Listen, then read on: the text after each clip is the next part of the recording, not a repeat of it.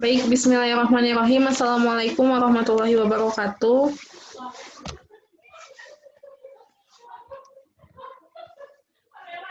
Ya, di sini kami dari kelompok 1 akan memaparkan mengenai hasil analisis jurnal kami dengan jurnal berjudul Etika Politik dan Atribusi Tanggung Jawab Moral kepada Publik dan Organisasi.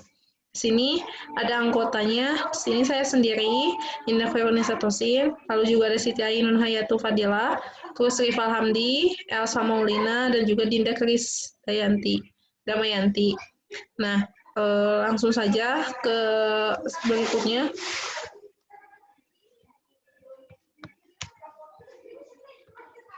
Silakan.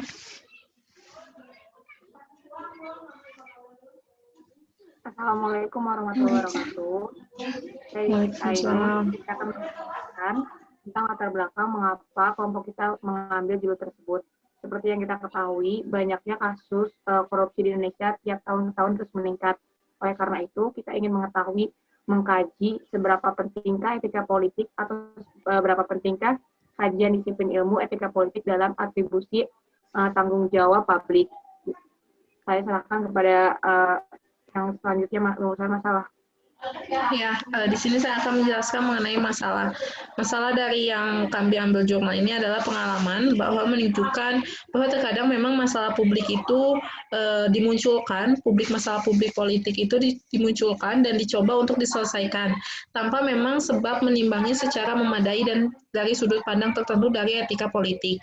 Nah, seperti yang kita ketahui, maraknya kasus korupsi, seringkali juga satu atau solusi lain juga diajukan atas dasar penalaran yang mungkin sesuai dengan etika pribadi, tetapi tidak mempengaruhi dari politik substansi masalah yang memang dipelajari. Padahal memang ini sangatlah penting. Maka dari itu, masih perlunya untuk mendapatkan beberapa tujuan yang disajikan sebagai bendera posisi dari ideologis, tanpa menyadari bahwa itu adalah masalah tentang mereka. Dan juga memang tidak ada yang masalah seperti itu.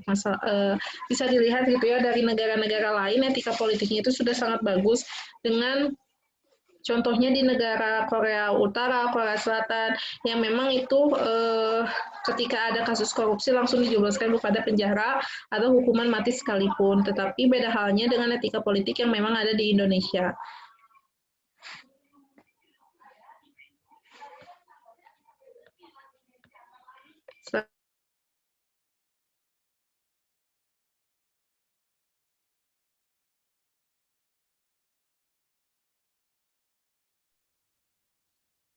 Adapun metode yang kelompok kami gunakan yaitu bersifat deskriptif kualitatif. Ya, jadi menurut Suharsini Arikunto, deskriptif kualitatif adalah data yang dihimpun dengan cara diuraikan di atas kemudian diolah dengan cara data diseleksi, diklarifikasi secara sistematis, logis, dan yuridis. Jadi guna mendapatkan gambaran umum untuk mendukung materi skripsi melalui analisa data secara kualitatif. Jadi metode pendekatan yang digunakan dalam hal ini menggunakan pendekatan secara yuridis normatif, yaitu pendekatan yang berasal dari peraturan perundang-undangan yang sedang berlaku dihubungkan dengan permasalahan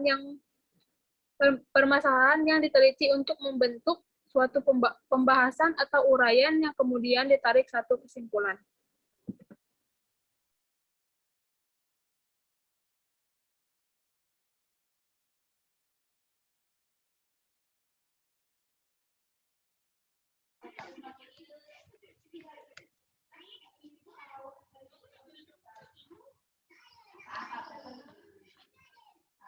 Rival?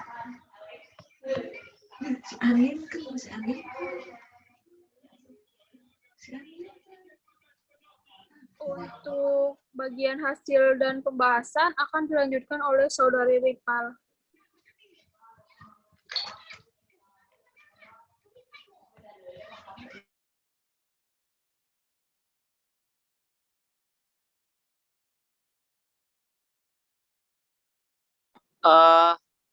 Ini ya oke. Terima kasih kepada moderator. Izinkan saya untuk menjelaskan tentang pembahasan.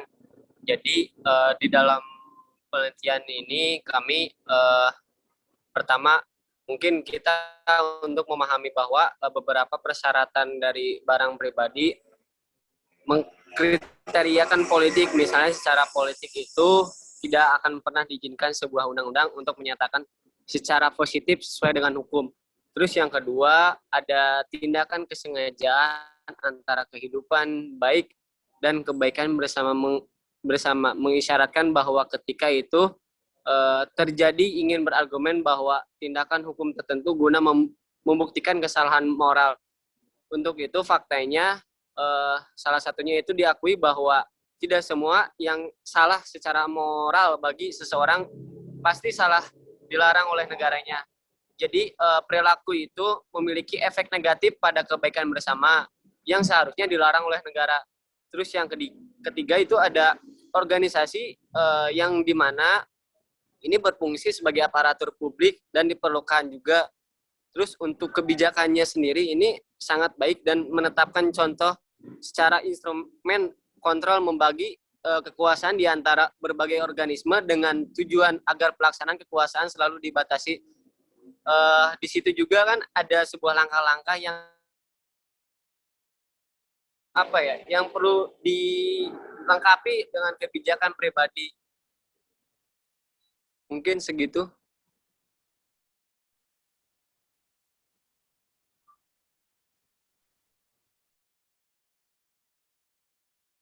Kesimpulan yang dapat ditarik dari kelompok kami yaitu di mana etika politik dan etika pribadi yang sifatnya berbeda dalam proses sendiri pun proses politik dan proses sosial sangat berbeda. Yang pertama, ada pikiran yang mengarahkan mereka sesuai dengan tujuan yang dicari, perintah disusun, dan paksaan tersedia untuk dihormati.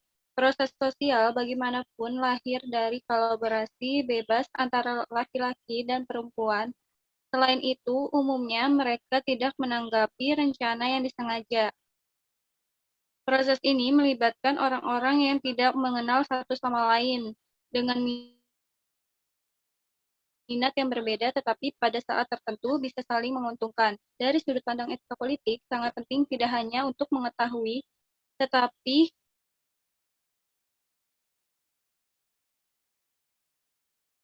di atas segalanya untuk menghormati hal ini. Perbedaan antara proses politik dan sosial tidaklah diinginkan untuk mengontrol secara politis yang terakhir, dan itu tidak diinginkan di atas segalanya karena itu tidak mungkin. Tidak ada pakar atau kelompok pakar yang dapat memiliki pengetahuan yang diperlukan untuk melakukan upaya rekayasa sosial berakhir dengan kegagalan, merusak kebebasan, menghambat kreativitas, dan memboroskan modal manusia dan sumber daya material. Ya.